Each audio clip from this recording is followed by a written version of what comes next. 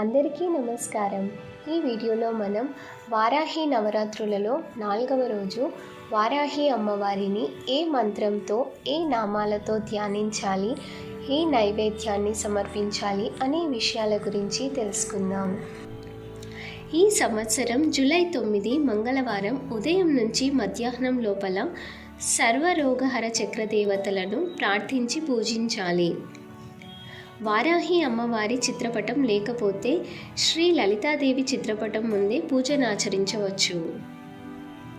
ధ్యాన శ్లోకం: హ్రీంకారాసన గర్భితానలశిఖాం సౌక్లీం కలాం బిభ్రతీం సౌవర్ణాంబరధారిణీం వరసుధా ధౌతాం త్రినోత్రోజ్వలాం వందే పుస్తకపాశమంకుశధరాం స్రగ్భూషితాముజ్వలాం త్వాం గౌరీం త్రిపురాం పరాత్పరకలాం శ్రీచక్రసంచారిణీం.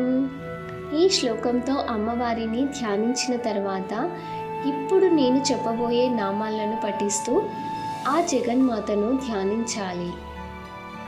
ఓం వశిన్యై నమః, ఓం కామేశ్వర్యై నమః, ఓం మోదిన్యై నమః, ఓం విమలాయై నమః, ఓం అరుణాయై నమః, ఓం జయిన్యై నమః, ఓం సర్వేశ్వర్యై నమః, ఓం కౌలిన్యై నమః, ఓం సర్వరోగహర చక్రస్వామిన్యై నమః, ఓం త్రిపురాసిద్ధయే నమః, ఓం శ్రీ వారాహీదేవ్యై నమః, ఓం మహాశ్రీచక్రనగర సామ్రాజ్ఞై నమః.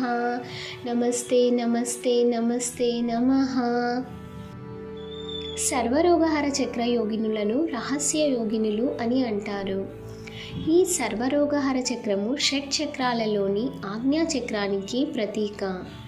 శ్రీ లలితా సహస్రంలోని 107, 108 శ్లోకాలలోని ఆజ్ఞాచక్ర నివేదనమైన హరిద్రాన్నమును ఈ రోజున అమ్మవారికి నివేదించాలి.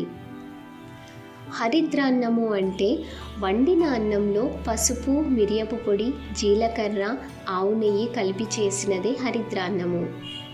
ఉప్పు వేయరాదు. ఈ విధంగా వారాహి అమ్మవారిని భక్తి శ్రద్ధలతో పూజించి వారాహి అమ్మవారి అనుగ్రహాన్ని పొందండి.